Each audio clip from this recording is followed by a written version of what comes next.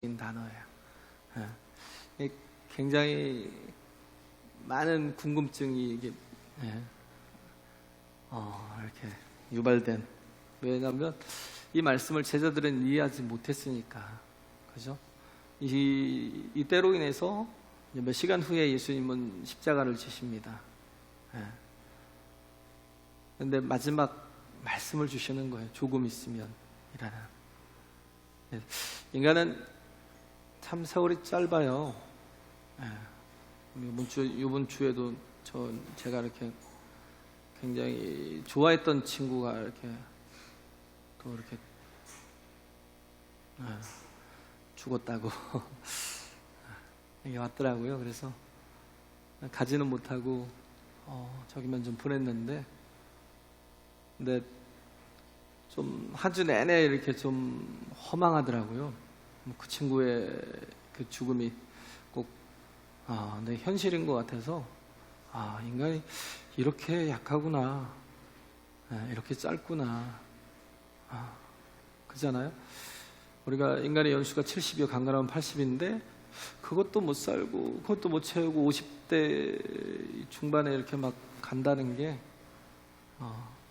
다 순서도 없고, 그죠? 순서도 없죠. 너무 짧다라는 것. 여기서 보면 조금 있으면이라는 건 굉장히 짧은 시간을 얘기하는 거예요. 그래서 16절부터 보면 조금 있으면 너희가 나를 보지 못하겠고 또 조금 있으면 나를 보리라 하신대. 조금 있으면 얼마 한 9시간 그 정도 후면 예수님이 십자가에 달릴 시간이에요. 다시는 예수님을 보지 못할 것 같은 그런. 왜냐하면 예수님이 우리를 위해서 죽으시는 거잖아요.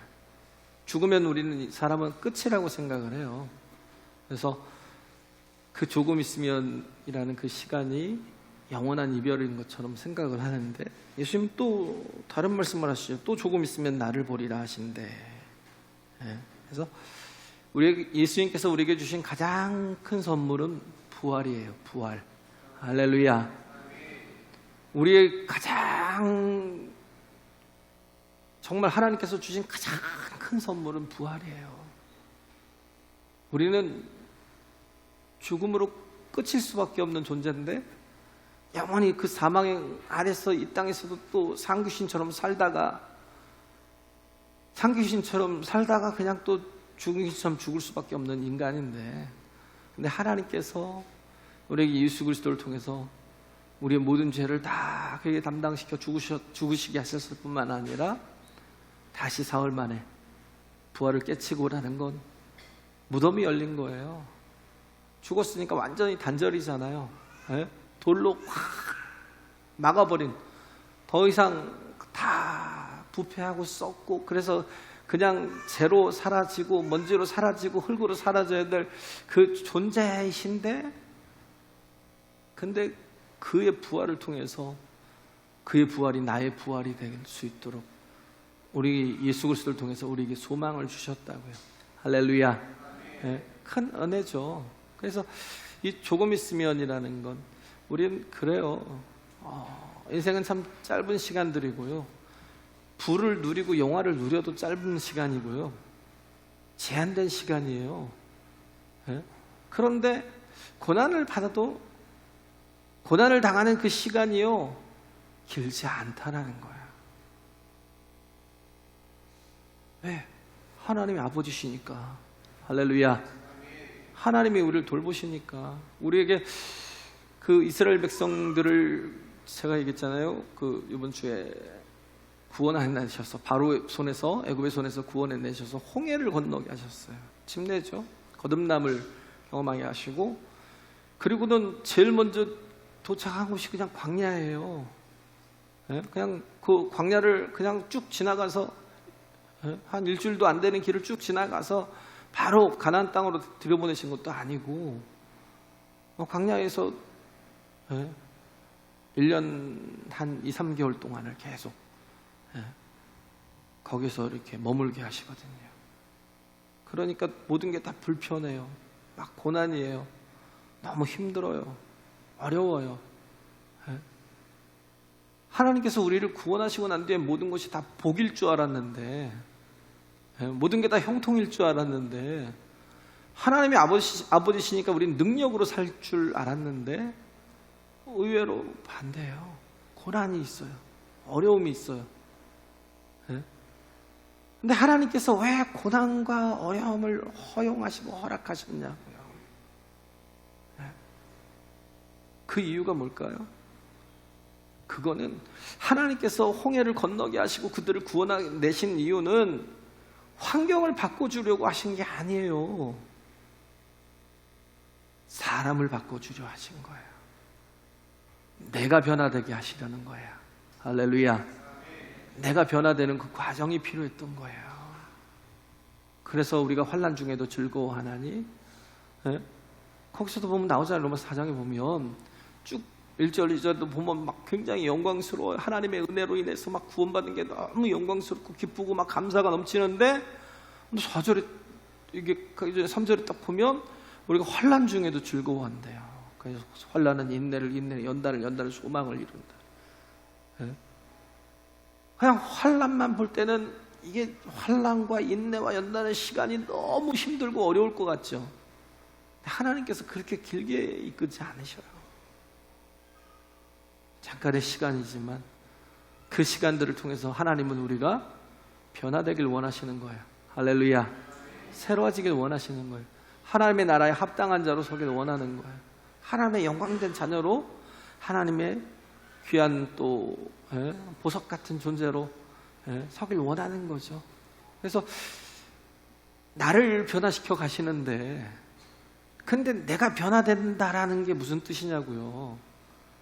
내가 변화된다라는 건 내가 뭐 나아지고 막 진보되고 뭔가를 막 바뀌고 또 뭐 좋은 자리에 앉고 뭐 남들보다도 더 훨씬 더 이렇게 존귀 있게 되고 그런 말이 아니에요. 우리는 그러잖아요. 나를 변화시킨다니까 내 질그릇을 변화시켜주는 줄 알아요. 그래서 내가 하나님을 열심히 믿으면, 그러면 막 구릿빛이 나면서 막 동이 되기도 하고 동그릇이 되고, 내가 더 열심히 믿으면 막 바짝바짝 빛이 나면서 막 은그릇이 되기도 하고 되고. 그래서 내가 하나님 앞에 더 막 몸바쳐 헌신하면서 믿으면 내가 금그릇이 될 것처럼, 내가 그렇게 변화되는 것처럼. 근데 내가 변화된다는 건 뭐냐면 보배를 담는 거예요. 나는 그냥 질그릇이에요. 할렐루야.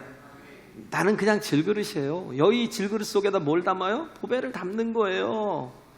하나님을 믿으니까 뭔가 내가 막 정말 존귀한 자로 막 그렇게 막 변화되는 게 아니고, 바울 같으면 정말 열심히 믿었는데 맨날 감옥에 갇히고 막 매로 맞고 태장으로 맞고 또 돌로 맞고 강도의 위험을 당하고 바다의 위험을 당하고 별의별 그런 고통을, 고난을, 죽을 고비를 어마어마하게 많이 넘겼거든요.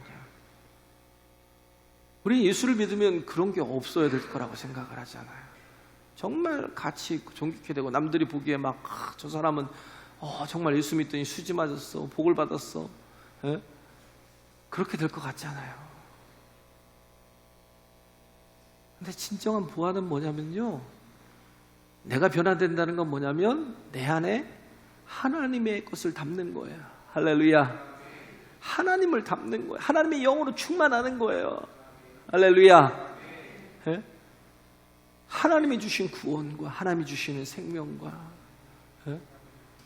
하나님이 주신 복과 정말 하나님이 주신 말씀, 그래서 이스라엘 백성들을 구원해내셔서, 그래서 그 정말 나와서 사흘길을 걸었잖아요. 신광야에 사흘길을 걸었는데 물이 없었어요. 그런데 마침 그 사흘길을 거의 죽을 만큼 돼서 물을 만나서 그 물을 막 마시려고 하니까 마라라는 거예요. 쓴물이라는 거예요. 너무 고통스러우니까 하나님을 원망하고 모세를 원망하기 시작하는 거예요. 근데 모세는 그때 뭐해? 기도하잖아요. 하나님 도와달라고, 살려달라고. 그러니까 하나님 말씀하신 게 뭐예요? 나뭇가지 하나를 꺾어다가 그 물에다 집어 던져라. 물에다 집어 던지니까 그 마라가 단물이 되더라는 거예요. 쓴물이 단물이 되더라는 거예요. 할렐루야. 하나님께서 우리에게 광야를 주시지만요, 그럼에도 불구하고 항상 뭐예요? 하나님은 이렇게 여호와 라파, 치유하시는 하나님. 할렐루야. 우리를 돌보신다고요. 광야에서도 우리를 도우신다고요. 그래서 우리에겐 기도가 필요한 거라고요. 예?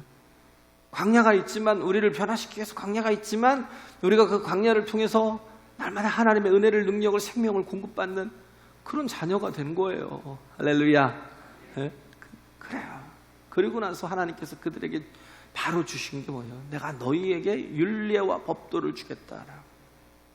너희 속에 율례와 법도를 주겠다라는 게 뭐예요? 기준을 주시겠다는 것. 할렐루야. 기준을 주시겠다는 게 뭐예요? 예? 우리는 질그릇이지만 이 안에 하나님의 말씀을 주시는 거예요. 그 말씀이 기준이에요. 그 말씀이 중심이에요. 그 말씀이 내 발의 등이 되고 내 길에 빛이 될 수 있는, 내 정말 길을 인도하는, 그래서 우리가 육으로 살지 않고 멸망할 길로 가지 않고 영원한 생명의 삶을 살 수 있는 말씀이 있어야만 그게 가능한 거예요. 할렐루야. 착하게 산다고 천국 가요?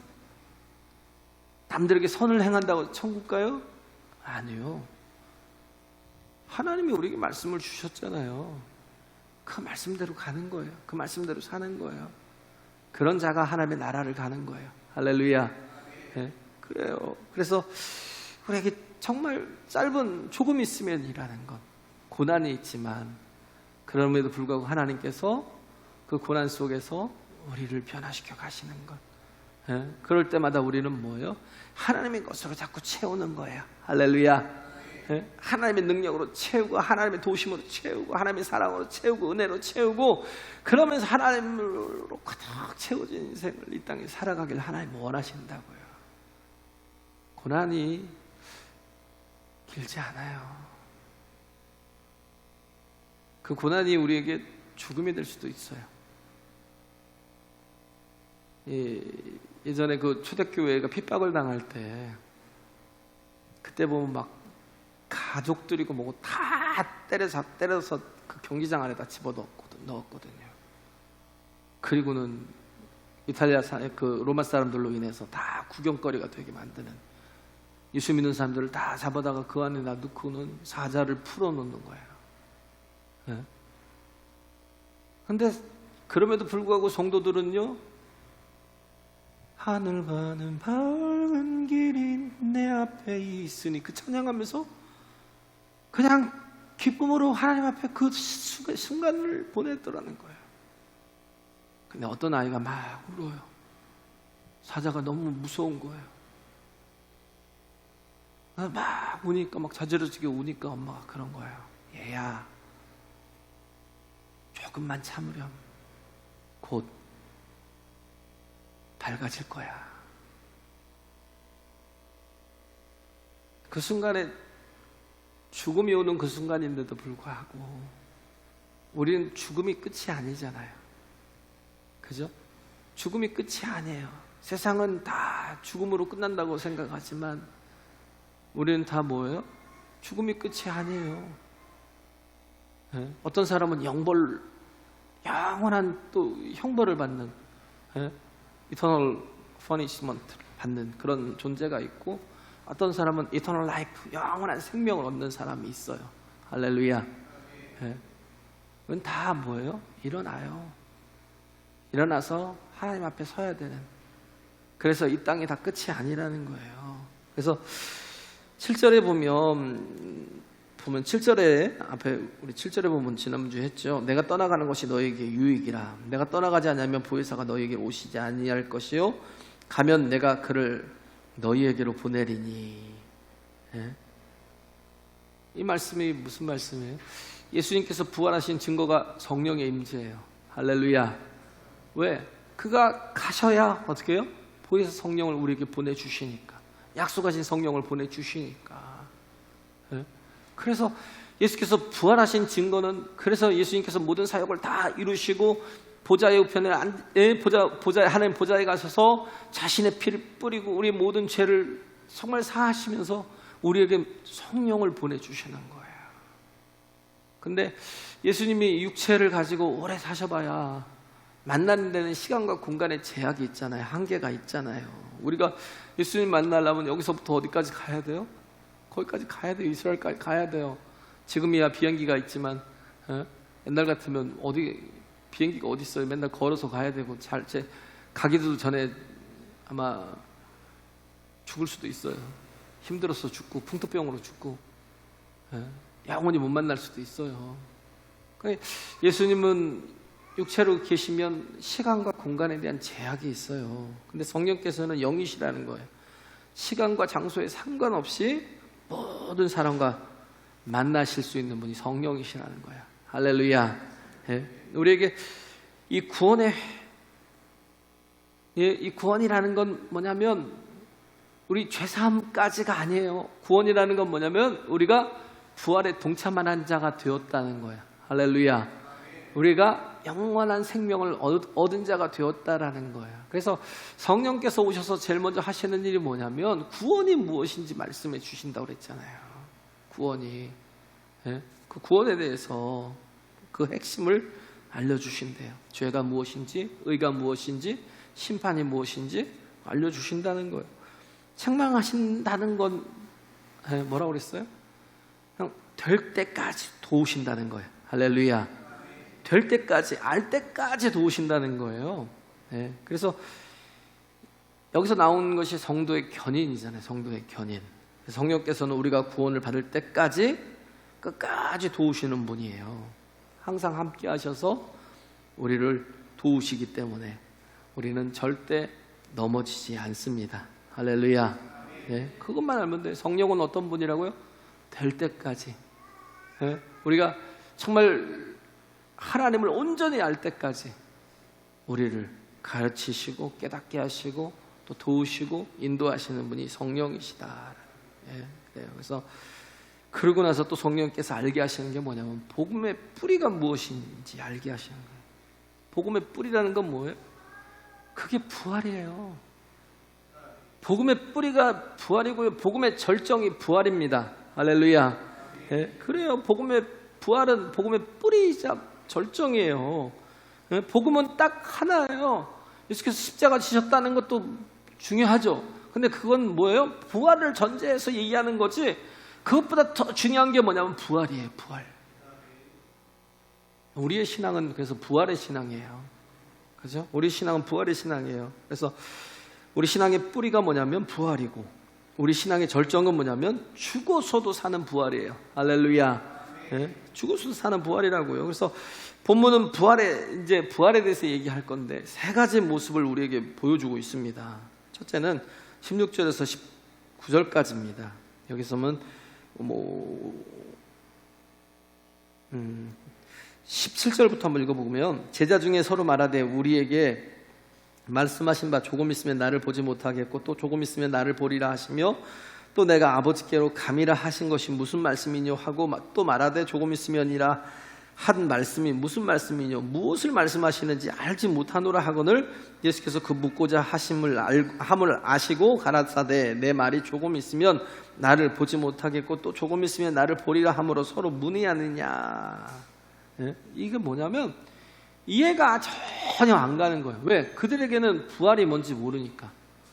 부활이라는 개념이 사람 속에는 없어요. 그런 게 없다니까요.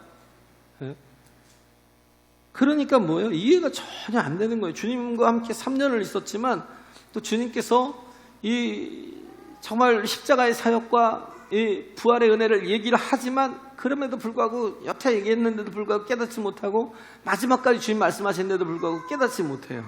그래서 성령은 어떤 분이냐면 부활에 대해서 이해시켜 주시고 믿게 하시는 분이라는 거예요. 부활을 이해시켜 주시고 믿게 하시는 분이 성령이시다라는 거. 그래서 성령이 아니면 부활에 대해서 이해도 하지 못하고 믿을 수도 없다라는 거예요. 왜냐하면 부활이라는 건 우리 속에 없는 상식이에요. 상식적인 게 아니죠. 상식이 아니죠. 우리 속에 없는 거니까. 이 일은 성령이 하시는 역할이라는 거예요. 그래서 성령께서는 부활의 진리를 이해시키고 믿게 만드신다는 거. 그래서 우리는 지금 이 말씀을 읽자마자 알잖아요. 그죠? 이거 부활이잖아. 그렇잖아요. 우린 다 알잖아요. 전지작 작가 시점에서. 우린 다, 모든 걸 다 알잖아요. 왜? 우린 예수님이 죽으시고 부활하셨고, 그리고 또 우리가 지금 성령의 시대를 살고 있기 때문에 이미 지나간 것이니까 우리는 다 이해하고 알고 있어요. 근데 제자들은 몰라요. 근데 성령이 임하시면, 성령이 가르치시면 금방 이해할 수 있다는 겁니다. 할렐루야. 조금 있으면 보지 못한다는 게 무슨 말이에요? 예수님이 십자가 지신다는 거고, 조금 있으면 또 나를 본다는 말이 뭐예요? 부활하신 후에 주님을 만날 수 있다는 거예요. 그래서 우린 십자가의 대속, 십자가의 희생에 대해서, 그런 개념에 대해서는 조금만 설명해 주면 이해를 해요.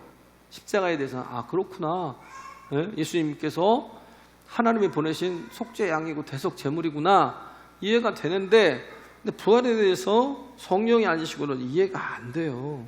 왜냐하면 어떤 종교에서도 사상에서도 철학에서도 없는 내용이라고요. 부활은요, 어떤 종교에서도 사상에서도 철학에서도 없는 내용이에요. 부활이라는 것 자체는 도대체 논의조차 되지 않았던 일들이에요. 예수님 오시기 전까지는 도대체 논의조차 되지 않았던 거예요. 그러므로 세상 모든 내용의 이야기들은 다 보면 부활의 이하의 것들이에요. 수준 이하라고요. 부활의 이하, 부활이라는 그 수준의 이하에서만 논의되는 것들이지 그 이상을 갖지 못한다고요. 그래서 부활을 논하지 않고 그 밑에 있는 것들만 계속 이야기한다는 거예요. 기껏 하는 얘기가 뭐예요? 어떤 사람이 좀 이렇게 나라를 위해서 죽고 또 어떤 사람을 위해서 죽고 그러면 뭐예요? 숭고한 죽음이야, 이렇게 얘기를 해요. 기껏 해야. 그래서 무엇을 위해서 죽는다는 건 훌륭하죠. 근데 뭐예요? 결국 죽는 거예요. 결국 죽음으로 끝나는 거예요. 숭고하게 죽었어, 그러면 끝이에요. 그래서 종교라는 것도 거의 죽음까지만 설명을 해요. 죽음까지만. 죽고 난 다음에 잘 살면 그냥 극락에 가게 될 거야, 그 정도. 아니면 또 뭐예요? 윤회할 거야. 이렇게 살다가 강아지로 태어날지 고양이로 태어날지 아니면 벌레로 태어날지 우리는 아무것도 몰라요. 막 이런 식으로. 왜? 모르니까. 그냥 막연해요. 그냥 착하게 살고 선하게 살고 뭐 쌓은 공덕이 있으면 극락이라는 데를 가겠지, 그런 정도예요. 그래서 결국 죽음에서 끝나는 겁니다. 그 다음 이야기가 없어요. 별로 없어요. 그러니까 막 억겁을 얘기하고 별지랄을 다 해도 안 돼요. 표현이 안 돼요. 설명이 안 돼요. 이해를 할 수가 없어요. 그러니까 세상 아무리 과학을 가지고 또 세상에 그 깊은 철학과 문학을 가지고도 부활을 다루지 않는다니까요. 이집트를 보세요. 이집트를 보면요, 그들이 만들어 놓은 문명이 다 뭘 표현하고 있어요? 죽음을 표현해요. 죽음을. 피라미드라든지 미라라든지 다 죽음이에요. 그렇잖아요? 그 이후엔 뭐예요? 천국을 얘기하는 게 아니에요. 그냥 현실의 연장을 얘기하는 거예요. 미라를 그냥 그렇게 만들어 놓는 건 뭐예요? 그냥 현실에서 어떻게 또 나중에 또 살아나면, 그러면 또 살 수 있으면, 어떻게 하다 보면 또 살아나면 살 수 있으면, 그러면 또 다음 어떤 또 연장된 삶을 살겠지라는 자꾸 현실에서만 생각을 하지, 부활의 그 세계 속에서는 전혀 어떤 생각도 상상도 되지 않는다는 거예요. 우리나라도 보면 그러잖아요. 죽은 사람 입에다 엽전을, 옛날에 엽전을 입에다가 넣어줬대요. 왜? 노잣돈으로 쓰라고. 어딘가는 가긴 가는데 노잣돈 쓰라고 엽전 넣어주고, 아니면 뭐 안녕히 가시라고. 난 그 장례식장에서 그런 짓 좀 안 했으면 좋겠어요. 돈 막 돈 넣어달라고, 돈 쥐어주라고. 삶의 연장이 아니라니까요. 결국은 뭐냐면 현실의 세계 속에서 밖에 죽음을 이해를 못하는 거예요. 그러니까 제사상 차리는 미친 거라니까. 바보 같은 거예요. 진짜 우둔한 거예요. 어리석은 거예요. 왜냐하면 그냥 이 현실의 세계 속에서 죽음을 이해하고 있으니까 그게 뭔지도 모르고 계속 그냥 그렇게 하는 거예요. 모든 게 다 그렇다고요. 개념이 돈이 왜 필요해요? 죽은 사람이 밥이 왜 필요해요? 다 원시인들하고 똑같다니까요. 그 짓을 하고 있는 건 모르니까 그런 거죠. 그들은 죽으면 끝이라고 생각해요. 더 무엇이 있다고 생각하지 않아요. 그냥 살아있는 사람들이 아쉬워서 몸부림치는 거예요. 그렇게 안 하면 마치 싸가지 없는 자식이라고 욕먹을까봐 하는 거예요. 네?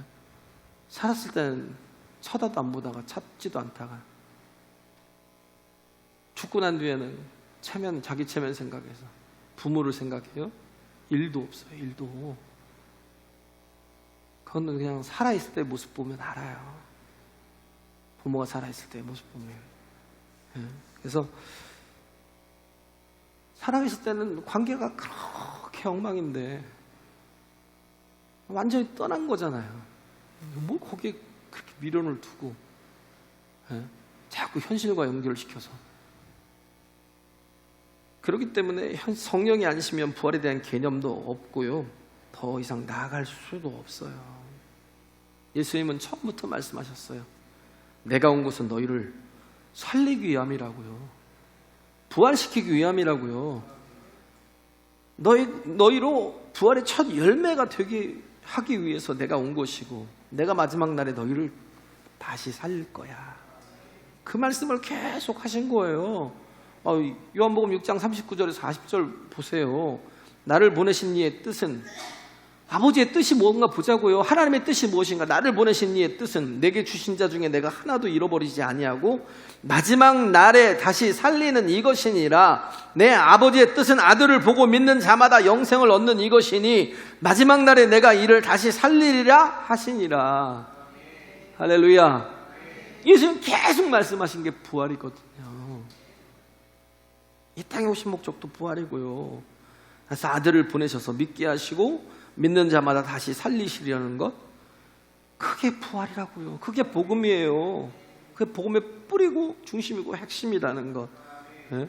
그래서 6장 44절에도 보면 나를 보내신 아버지께서 이끌지 아니하면 아무라도 내게 올 수 없으니 오는 그를 내가 마지막 날에 다시 살리리라.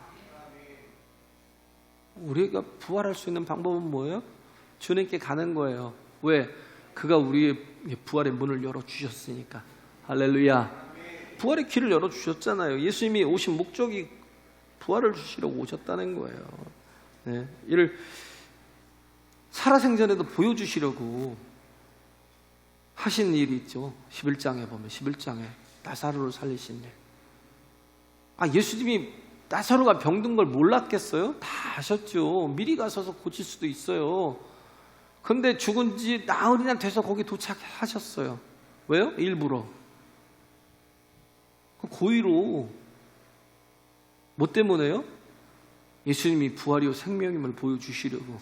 할렐루야. 예? 그잖아요. 25절 26절 보면 그러잖아요. 11장 25절 26절에 예수께서 가라사대 나는 부활이요 생명이니 나를 믿는 자는 죽어도 살겠고 무릇 살아서 나를 믿는 자는 영원히 죽지 아니하리니 이것을 네가 믿느냐. 예? 그러면서 나사로를 살려내시잖아요. 나사로야 나오라 살려내니까 수족을 동인 채로 나오더라고요.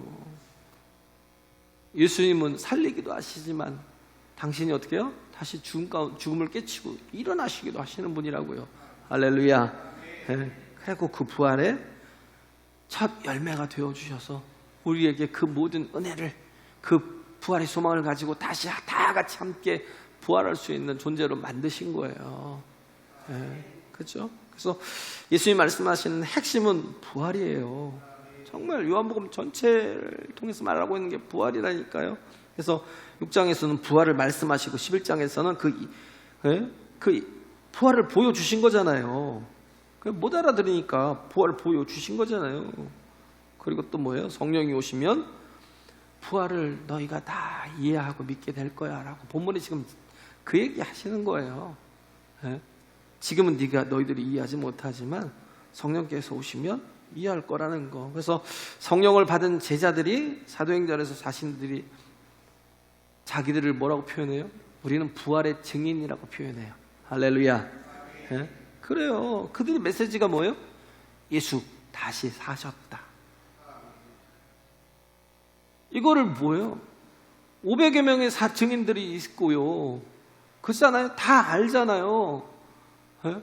이때 당시에 예루살렘에 있었으면 예수께서 부활하심을 모르는 사람이 어디 있겠어요. 예수께서 부활하셨다.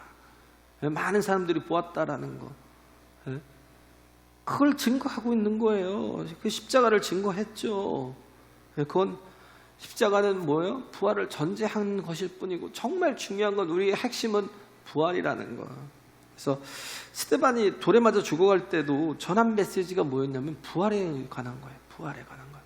메시지가 부활인데 마지막까지 그걸 다 보여주고 가는 거예요. 돌멩이 맞아 그 죽어갈 때도요, 죽음이 끝이라면 그냥 그가 돌에 맞아서 장렬히 죽었어, 그러고 끝나야 돼요. 근데 그렇게 결말을 맺어야 되는데 바울이 본 게 있어요. 그가 죽어가면서도 엉뚱한 얘기를 하는 걸 보는 거예요. 그래서 7장 55절 56절에 뭐라고 그래요? 스데반이 성령이 충만하여 하늘을 우러러 주목하여 하나님의 영광과 및 예수께서 하나님 우편에 서신 것을 보고 말하되, 보라 하늘이 열리고 인자가 하나님 우편에 서신 것을 보노라 한대. 예? 이걸요 바울은 평생 잊지 못한 거예요. 예? 이 장면이 사울에게는 충격이었던 거예요. 변화되고 나서 계속 이것들을 증거하는 거죠. 이 장면을 결코 잊지 못하는 게. 왜? 스데반은 부활의 증인이니까. 할렐루야. 예? 정말 주님 안에 있으면 이 모든 것들을 보일 수 있다니까요. 그래서 죽음이나 절망이 끝이 아니에요. 부활이 끝이 아니에요. 부활이 또 다른 시작이라는 걸 믿는 자들이 반드시 다시 살아납니다. 할렐루야. 예, 그래서 그러잖아요. 한 번 죽는 것은 사람에게 정하신 것이요, 그 후에는 심판이 있다고 히브리 기자가 얘기하잖아요. 한 번 죽는 건 다 사람들에게 정한 거예요. 그래서 다 죽겠지만, 그러나 우리는 뭐예요? 부활하여서 하나님 심판대 앞에 서는데, 예수 믿는 사람들은 그 예수 그리스도의 그 보혈의 공로로 인해서 심판대까지도 패스하고 가는 존재라고요. 할렐루야. 예? 그 심판까지도 뛰어넘는 생명의 백성이 된다고요. 예? 그래서 성령께서 오셔서 하시는 게 뭐예요? 이해시키는 거예요. 부활이 뭔지. 그리고 믿게 하시는 거예요. 두 번째는 부활을 통해서 기쁨을 주신다는 거예요. 첫 번째는 이해와 믿음을 주시고, 두 번째는 빼앗길 수 없는 기쁨이 있다는 걸 지금 20절 22절까지 얘기하는 거예요. 내가 진실로 진실로 너희에게 이르노니 너희는 곡하고 애통하리니 세상이 기뻐하리라. 너희는 근심하겠으나 너희 근심이 도리어 기쁨이 되리라. 여자가 해산하게 되면 그때가 이르렀으므로 근심하나 아이를 낳으면 세상에 사람 난 기쁨을 인하여 그 고통을 다시 기억지 아니하느니라. 지금은 너희가 근심하나 내가 다시 너희를 보리니 너희 마음이 기쁠 것이요 너희 기쁨을 빼앗을 자가 없느니라. 가장 큰 기쁨은 뭐예요? 부활하신 주님을 보는 거. 할렐루야. 예? 그래요. 우리도 믿음이 흔들릴 수 있어요. 근데 뭐예요? 뿌리만 뽑히지 않으면 어떻게 해요? 그러면 다시 살아나요. 예? 부활에 대한 신앙만 가지고 있으면 다시 일어나요. 흔들려도 괜찮아요. 예? 겨울에 보면 너무 열악한 환경이니까 나무를 보면 죽은 것 같아요. 그냥 다 죽은 것 같아요. 그냥 가지를 꺾으면 뚝뚝뚝뚝 끊어져요. 겨울에는. 예? 한번 끊어보세요. 끊어져요. 왜 끊어진 줄 아세요? 거기에 물기가 없어서. 생명이 없는 것처럼 다 끊어져요. 예? 낙엽도 없지만 정말 앙상한 가지만 있는 것 같고 죽은 것 같지만, 근데 이 겨울엔 혹독한 겨울을 뭘로 버텨요? 그 뿌리에 집중하는 거예요. 그 나무는요, 몸통은 뭐 잘려도 되고 그잖아요. 부러져도 되고 상관이 없는데 뿌리가 버티고 있으면 또 봄이 되면 어떻게 해요? 화려하게 피어난다고요. 할렐루야. 피어난다고요. 그래서 뿌리에 최소의 생명을 유지할 수 있도록 거기에 집중하는 게, 우리도 마찬가지예요. 우리가 해야 될 건 뭐예요? 부활의 소망을 가지고 믿음으로 끝까지 견디고 이기고 나가는 거예요. 할렐루야. 그래요. 우리도 환경이나 관계가 어려울 수 있어요. 연약하고 부족할 수 있어요. 그런데도 불구하고 성령께서 부활의 신앙을 우리에게 뿌리로 남겨두신다고요. 그러면 다시 살아나고 일어나고 기뻐할 수 있어요. 그렇지? 우리의 죽음이 아니라 생명으로 다 뒤집어지고 역전된다는 거. 그렇잖아요. 그래서 아무리 정말 사막이 왕노릇하고 우리를 돌로 다 막아놓는다 할지라도 그 생명은 그걸 뚫고 나오는 거예요. 할렐루야. 예수님처럼 뚫고 나오는 거예요.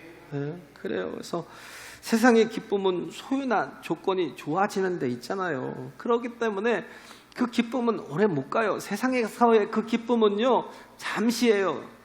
그냥 평생을 기쁘다 할지라도 70이고 80이에요. 그런데 또 그때까지도 못 살 수도 있어요. 저희 친구들처럼 그때까지도 못 살 수 있어요. 중요한 건 뭐냐면 하나님이 주시는 기쁨은 항상 관계하고 연관이 되어 있다고요. 15장에 보면 그러잖아요. 예수님 포도나무시고 우리는 가지라는 관계에 있을 때 기쁨이 있어요. 그건 부활이니까. 할렐루야. 조건이 나쁘더라도 부활하신 주님과의 관계가 좋으면 기쁜 거예요. 그렇잖아요. 우리는 내가 호감을 갖는 그 이성이 나한테 2,000원짜리 어느 날 갑자기 2,000원짜리 초콜릿 하나를 딱 선물로 주면서 내가 너 좋아하는 거 알지? 한마디만 해봐요. 초콜릿을요 한 1년 동안 먹지 않고요 막 그냥 책상 앞에다 놓고 그래 제가 나를 좋아하는데 막 이럴 거예요 아마. 근데 별로 호감도 없는 사람이 막 20만 원짜리 막 200만 원짜리 뭔가를 막 선물을 갖다 줘봐요. 어휴 부담스럽죠. 이게 뭐지? 왜 이러지? 이 사람이 나를 잡아먹으려고 그러나? 왜 이러지? 아니 2,000원짜리만 줘도 너무 좋은데 200만 원짜리를 줘도요 이게 하나도 안 행복해요. 하나님이 그렇다고요. 할렐루야. 관계를 정말 하나님께서 우리를 사랑하시는 하나님이 나를 이토록 기뻐하시는데 또 나와 관계하시는데 그렇기 때문에 그 관계를 계속 유지하면 뭐예요? 고난이 있어도 상관이 없어요. 할렐루야. 고난이 좀 있으면 어때요? 주중에 좀 떨어져 있다 그래도 주말에 막 불이 나게 달려가고 부산에 있으면 막 부산에 차 타고 막 달려가고 보고 그리고 또 돌아와도 막 너무 기쁜 거예요. 왜? 그 관계가 있으니까. 하나님과 관계를 맺으면 현재 고난이 있어도 빼앗길 수 없는 기쁨이 있습니다. 할렐루야. 그래요. 그래서 정말 예수님을 믿으면 항상 그 기쁨을 그 어떤 것도 빼앗을 수 없다는 것. 세 번째 내용은 부활을 통해서 하나님께 나아가는 통로를 만들어 주신다는 게 그게 뭐예요? 기도예요. 기도. 할렐루야. 네, 그잖아요. 통로를 만들어 주는 33절 24절에 있는 말씀이잖아요. 그날에 너희가 아무것도 내게 묻지 아니하리라. 내가 진실로 진실로 너희에게 이르노니 너희가 무엇이든지 아버지께 구하는 것을 내 이름으로 주시리라. 지금까지는 너희가 내 이름으로 아무것도 구하지 아니하였으나 구하라 그리하면 받으리니 너희 기쁨이 충만하리라. 이게 뭐예요? 정말 성령께서 내 안에 임재하시면요 우리가 하나님과 교통하는 기쁨이 있어요. 할렐루야. 그래요. 이건 뭐냐면 하나님께서 우리에게 주신 선물이에요. 우리가 정말 그 비행기 티켓을 예약하고 가잖아요. 그냥 요즘에는 아무것도 필요 없어요. 그냥 번호만 알고 있으면 되거나 뭐 별로 필요 없어요. 그냥 핸드폰 하나 들고 가서 보여주면 돼요. 그럼 보딩 패스 줘요. KTX 예약을 해서 딱 들어가잖아요. 그냥 자리에 앉으면 돼요. 아무것도 확인 안 해요. 그 자리만 보고 이 사람이 왔네 그러고 지나가요. 이게 이게 그거거든요. 우리가 뭔가를 예약하지 못하면 막 가서 2시간 기다려도 불안하고 두렵죠. 하나님 앞에 우리가 정말 이 부활의 증인이라는 건 뭐냐면 이렇게 하나님 앞에 나갈 수 있는 통로가 연결된 거예요. 할렐루야. 마음껏 하나님 앞에 나갈 통로가 연결이 된 거예요. 그래서 우리에게 예수님께서는 은혜를 주셨잖아요. 시간이 없어가지고 어마어마한 이제 한 3분의 2 한 것 같아요. 이제 반절 3분의 1이 남았는데도 불구하고 성령은 부활의 영이고 기도의 영입니다. 할렐루야. 기도가 막히는 것만큼 무서운 게 없어요. 기도는 하늘의 능력을 가지고 땅의 일을 해결해 가는 겁니다. 할렐루야. 그래서 기도의 문이 열리는 것만큼 중요한 게 없어요. 그렇죠? 죄 때문에 막히면 안 되죠. 이사야서 59장 1절 2절에 또 보면 너희 죄악이 너희와 너희 하나님 사이를 내었고 너희 죄가 그 얼굴을 가리워서 너희를 듣지 아니하게 함이니. 그럼 뭐예요? 우리가 정말 빨리 회개하면 돼요. 할렐루야. 우리 부활의 자녀들은 해야 될 게 뭐냐면 회개하면 되거든요. 그러면 하나님께서 또 정말 교통할 수 있는 문을 열어주신다는 거예요. 그래서 늘 항상 기도의 문이 열리기 위해서, 하나님과 교통하기 위해서 우리에게 정말 부활하시고 우리에게 주시고자 하신 성령의 충만함을 우리가 가지고 그 충만을 유지하며 살아가는 그런 하나님의 자녀들이 되시길 간절히 바랍니다. 죄송합니다. 제가 마무리를 또 못해서 정말 중요한 것들을 다 빼놓고 우리 같이 찬양하겠습니다.